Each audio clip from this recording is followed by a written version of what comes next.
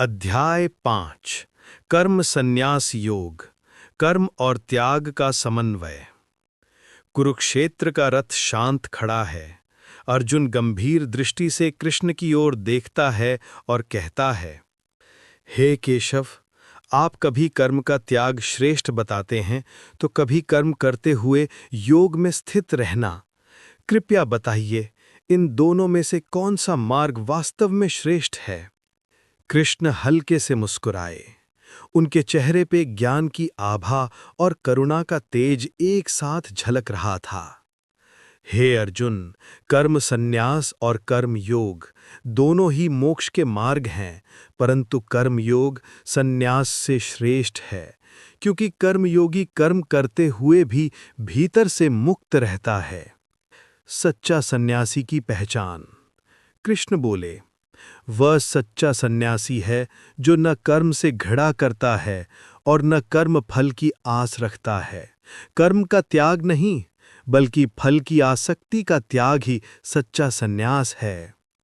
फिर बोले, जो इंद्रियों को जीत लेता है, जो राग द्वेष से ऊपर उठ जाता है, वही सच्चा योगी है। कर्म संन्यास बिना योग के संभव नहीं और योग बिना त्याग के सिद्ध नहीं होता। कृष्ण ने मुस्कुराते हुए कहा, अर्जुन, जैसे कमल का पत्ता जल में रहकर भी भीगता नहीं, वैसे ही योगी संसार में रहकर भी पाप से अछूता रहता है। ईश्वर को अर्पित कर्म। कृष्ण ने आगे कहा, जो योगी मन और इंद्रियों को वश में कर लेता है, वह अपने कार्यों से संसार को शुद्ध करता है। उसके सभी कर्म ईश्वर को समर्पित होते हैं। जो कर्म फल का त्याग करता है, वह सदा प्रसन्न रहता है, परंतु जो फल की इच्छा करता है, वह कर्मों में बंध जाता है। योगी कर्म करता है, पर भीतर से अकरता रहता है।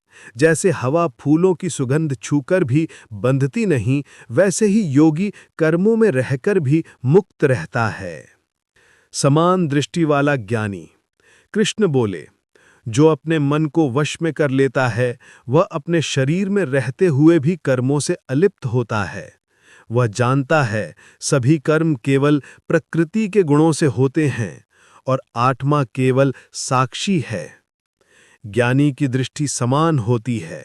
वह ब्राह्मण, गाय, हाथी, कुत्ते और चांडाल सब में एक ही परमात्मा को देखता है। ऐसा ज्ञानी ही सच्चा शांत होता है, क्योंकि उसे भीतर और बाहर एक ही सत्य दिखता है। आत्मानंद और भीतर की प्रसन्नता। कृष्ण बोले, जो अपने भीतर आनंद पाता है, अपने भीतर ही प्रकाश देखता है और अपने भीतर ही ईश्वर को अनुभव करता है, वह सच्चा योगी है। इंद्रियों के विषयों से मिलने वाला सुख क्षणिक है। वह आरंभ में मधुर लगता है, पर अंत में दुख देता है। बुद्धिमान व्यक्ति उससे दूर रहता है और आत्मानंद में लीन रहता है। जो क्रोध, भय और इच्छा से मुक्त है, जो अपने भीतर शांति का अनुभव करता है, वह मोक्ष को प्राप्त होता है। अंतिम उपदेश। कृष्ण का स्वर गंभीर और गूंजदार हो गया। जो योगी बाह्य विषयों से आंखें मूंद लेता है, श्वास को नियंत्रित करता है, मन और इंद्रियों को वश में रखता है, वह मेरे साथ एक हो जाता है। जो सभी प्राणियों में मुझे देखता है और मुझे ही अपना आश्रय मानता है, वह सदा मुझ में स्थित रहता है।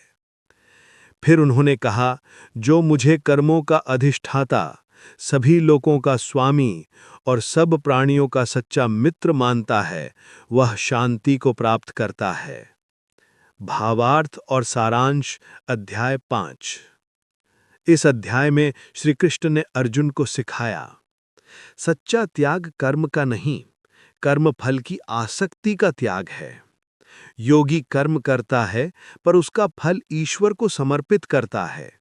ज्ञानी सब प्राणियों को समान दृष्टि से देखता है। आत्मज्ञान से मनुष्य भीतर से प्रसन्न और बाहर से निष्काम बन जाता है। ईश्वर को सबका स्वामी और मित्र मानना ही मोक्ष का मार्ग है। कृष्ण ने अर्जुन की ओर देखा और मुस्कुराकर कहा, हे पार्थ, अब जानो कि कैसे मन को वश में कर ध्यान के माध्यम से आत्मा का साक्षात्कार किया जाता है। यही अगला रहस्य है, ध्यान योग। अगला अध्याय, ध्यान योग, ध्यान और मन की एकाग्रता, जहां श्री कृष्ण सिखाएंगे सच्चे योगी की पहचान क्या है, ध्यान कैसे किया जाए और मन को भटकने से कैसे रोका जाए।